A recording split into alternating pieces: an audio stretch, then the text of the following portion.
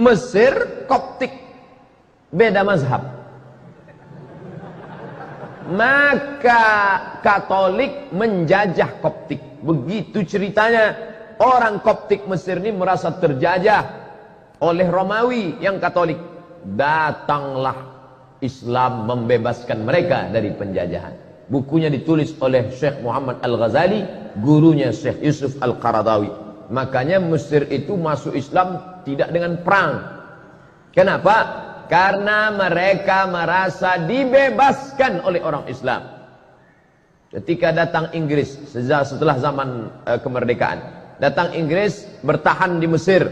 Kata mereka, kami Inggris di Mesir bukan mau menjajah Mesir, tapi karena ingin menjaga saudara-saudara kami yang Kristen Koptik ini. Naiklah paus Mesir. Mesir punya paus sendiri. Dia tak mau ikut paus Benedictus Franciscus yang menggantikan Benedictus, menggantikan paus Paulus. Begitu sanadnya ke atas. Yang sekarang ini Franciscus menggantikan Benedictus, menggantikan Paulus, sampailah ke atas. Kami di sini bukan menjajah Mesir, kata orang Inggris. Kami di sini bukan menjajah Mesir. Kami mau menjaga keamanan saudara-saudara kami supaya jangan sampai dibunuh oleh orang Islam yang teroris-teroris ini, katanya. Maka naik paus Koptik ke atas mimbar Al-Azhar. Naik dia ke atas, apa kata dia? Kalau keberadaan Inggris di sini untuk menjaga kami yang Kristen Koptik, biarlah kami mati di tangan saudara kami yang Islam ini, karena kami dulu pun dibebaskan oleh mereka. Pidato itu dicatat dengan tinta emas. Makanya Islam kalau dia kuat, dia besar, dia justru menjadi rahmat bagi semesta alam. Bayangkan berkelahi antara Koptik dengan Ortodok, Ortodok Koptik berkelahi dengan Katolik, justru yang menolongnya adalah umat Islam. Bukti bahwa Islam tidak menghabisi minoritas. Sampai hari ini gereja-gereja tetap tegak di Mesir. Gereja paling tua, gereja Saint Catherine, yang ada di bawah bukit Jabal Musa.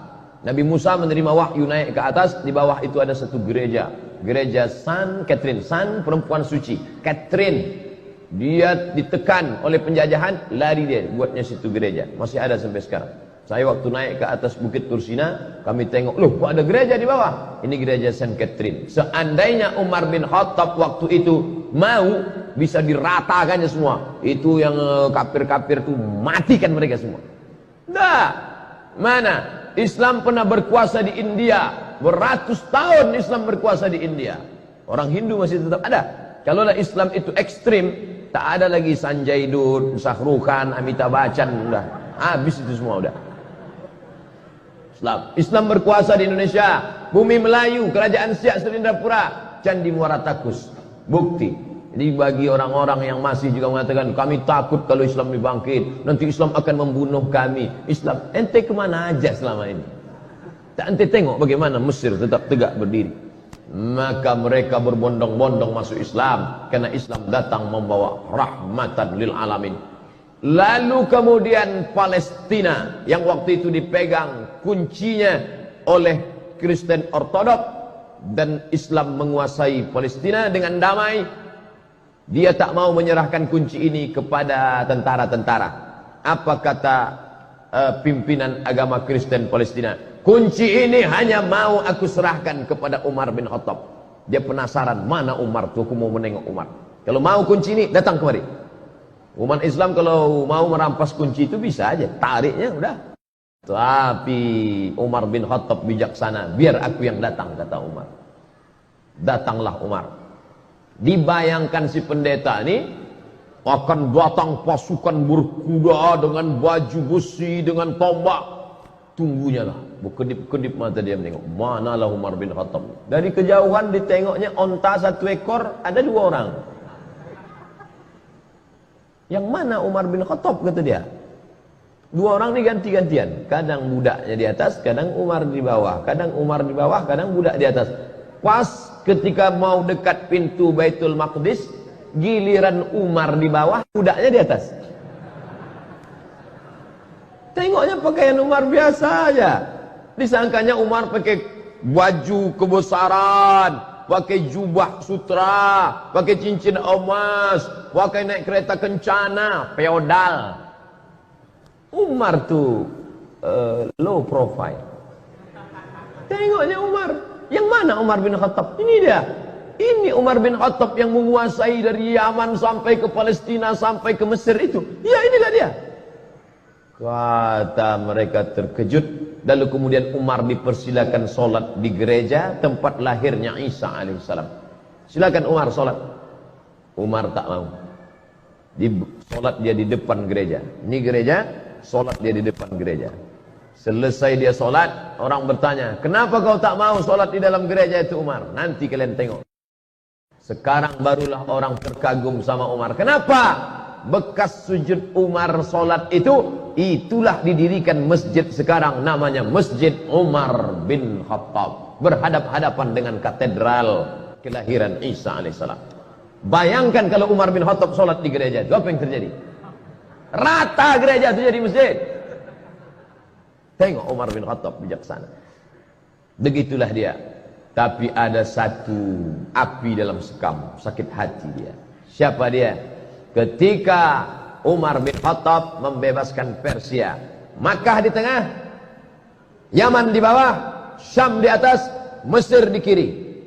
Di kanan ini ada Persia. Persia lebih kuat daripada Roma. Makanya dalam Quran ada suatu surat namanya surat Ar-Rum.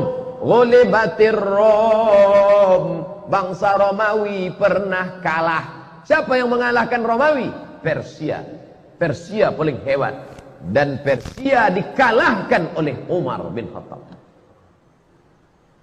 Jika Romawi dikalahkan Persia dan Persia dikalahkan Umar, maka Umar menguasai dunia. Tapi ternyata ada satu orang dendam, kesumat, sakit hati, ditikamnya lah Sayyidina Umar pada tanggal 24 Zulhijjah, hari Rabu, saat rakaat pertama solat. Ditikamnya pada tanggal 24, 25, 26, 27. Setelah itu tanggal 30 meninggallah Sayyidina Umar Ibnul Khattab pada tahun 23 Hijrah. Umurnya pas 63 tahun. Nabi Muhammad meninggal 63, Abu Bakar meninggal 63, Umar bin Khattab meninggal 63. Saya sudah hitung-hitung, insya Allah meninggal tahun 2040. Waktu itu umur saya 63. Sok mantap katanya.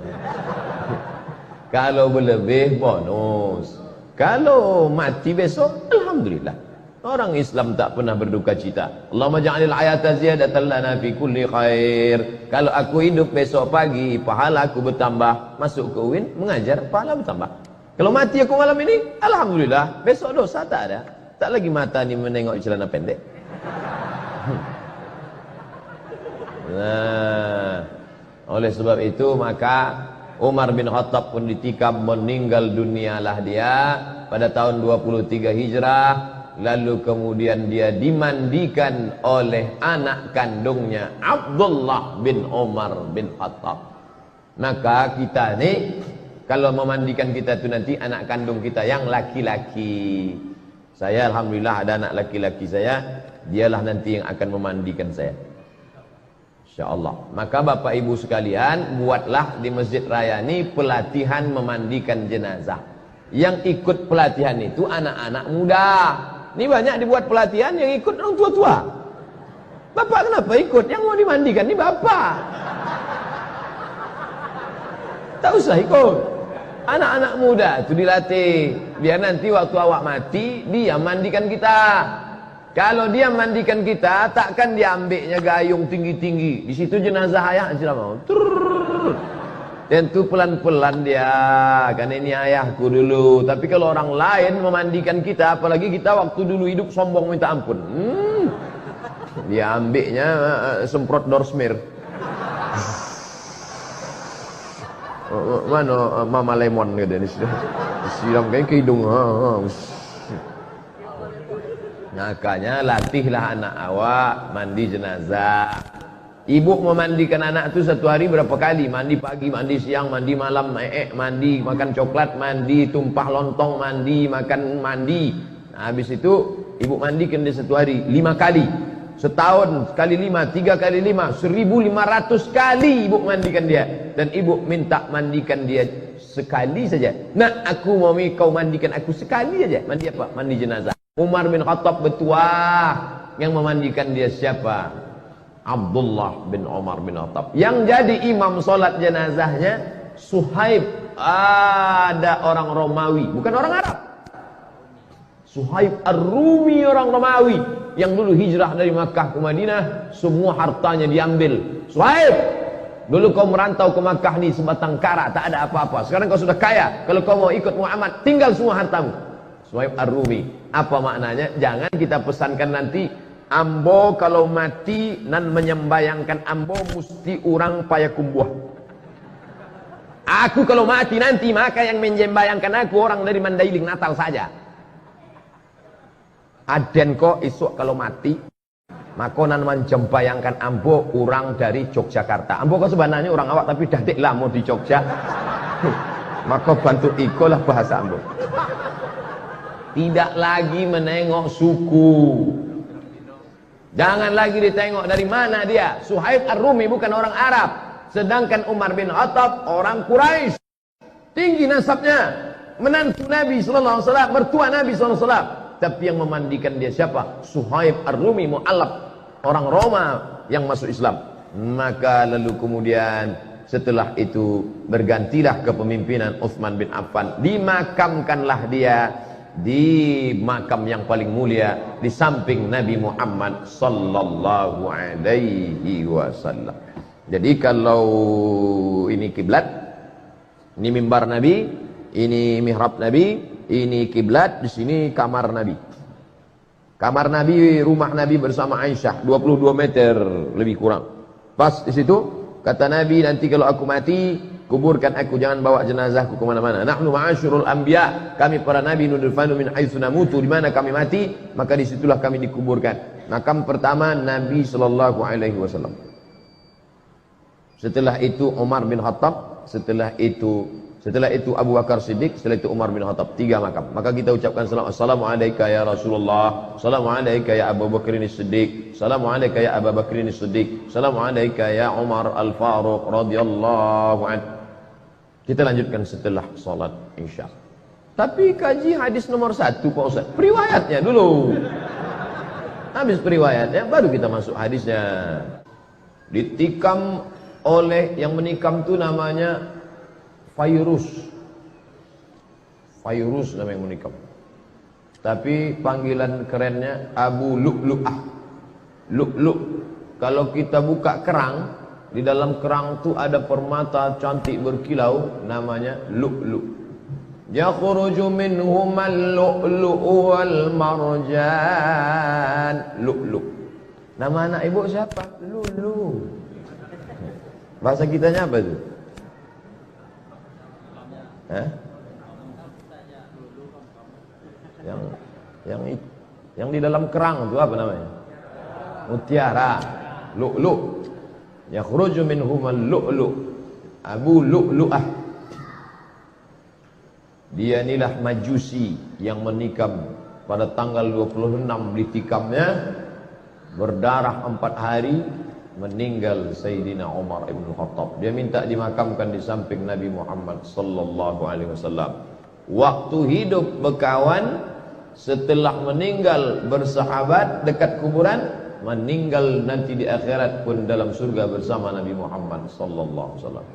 Kita di dunia tak berkawan, kubur jauhnya minta ampun, mati pun tak jelas. Sudahlah hidup tak berkawan sama Nabi, kubur kita entah di mana makam Nabi, maka paling tidak stasiun yang ketiga ni dapatlah hendaknya nanti kita ni semua bersama Nabi Muhammad sallallahu alaihi wasallam. Amin ya rabbal alamin. Tak boleh salat di masjid yang ada kubur. Itu Masjid Nabawi. Itu kan kubur Nabi. Umar tu Nabi rupanya. Kan tidak.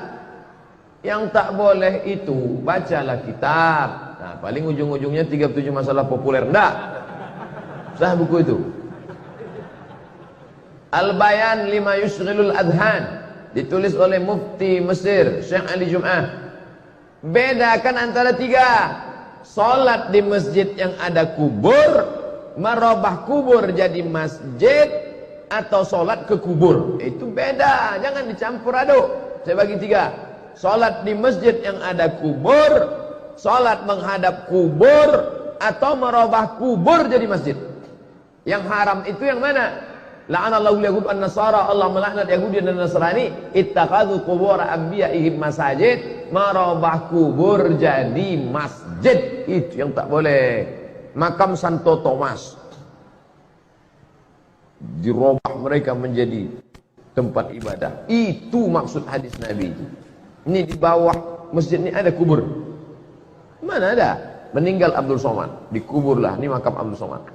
Setelah itu tak lama datang traktor meratakan. Habis itu di masjid dibangun masjid di atas. Silakan sholat di masjid. Masjid apa namanya? Masjid As-Somadiyah. Haram sholat masjid. Nah, sekarang diisukan kemana-mana, tak boleh sholat masjid al-kubur, tak boleh sholat masjid al-kubur. Maka masjid-masjid semua di bumi ini ada kubur. Dari mulai Aceh sana, Masjid Baitur Rahman, kubur. Turun ke bawah, Masjid Al-Masun, Medan, Masjid Raya, di samping Istana Maimun, kubur Sultan. Turun ke bawah, Masjid Sahabuddin, Istana Siak, kubur. Yang tak boleh itu kubur itu diperatakan, dibangun masjid di atasnya. Ini ditulis Syekh Ali Jum'ah, guru besar Al-Azhar, Mufti Mesir. Ini tentang masalah ini. Lalu kemudian sampai 4 hari kena tikam meninggal.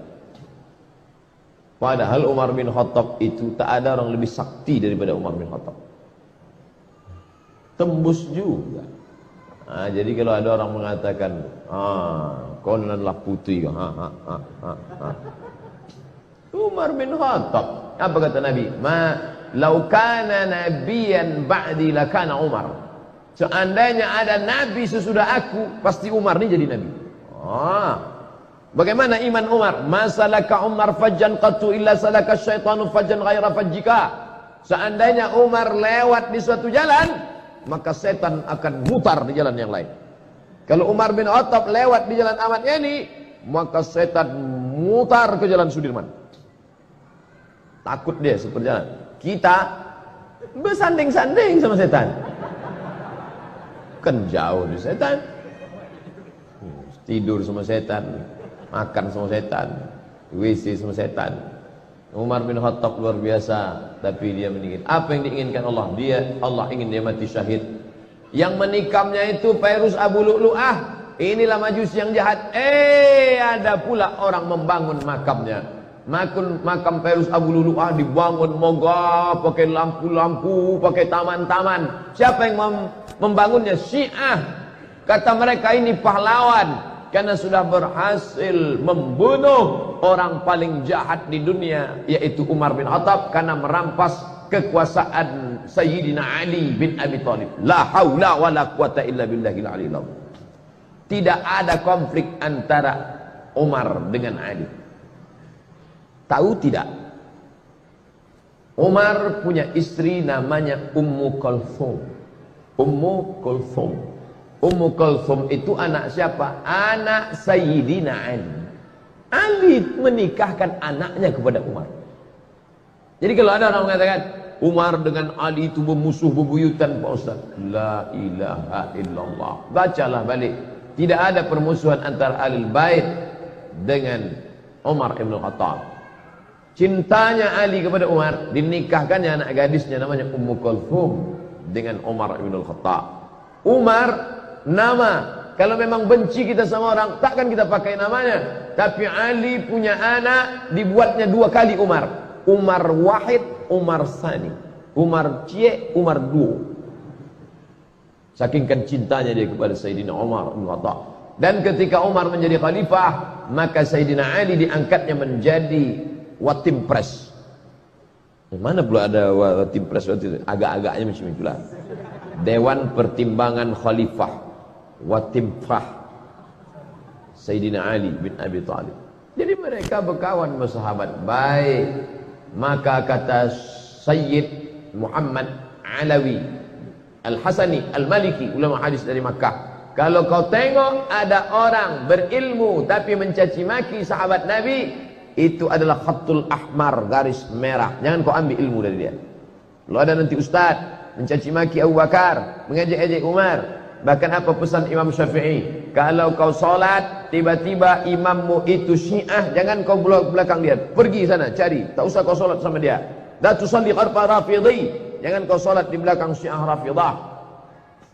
Al-Buaiti bertanya, sifhum lana, bagaimana kami tahu dia Syiah?